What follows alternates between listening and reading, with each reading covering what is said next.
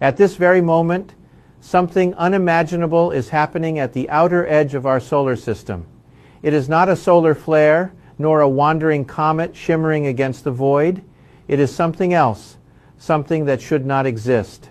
An object known as Triatlas, a visitor from the deep interstellar darkness, has done what no natural body in the known universe should be capable of doing.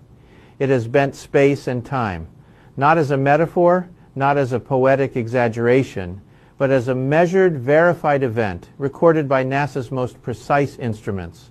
For a fraction of a second, the universe itself seemed to take a breath. The detectors registered a gravitational distortion so perfect, so brief, it defied every model. The curvature of the cosmic fabric itself, visible, measurable, undeniable. And if that is true, then everything we thought we understood about gravity, mass, and motion among the stars has just become obsolete. The rules that have guided centuries of physics may be on the verge of being rewritten.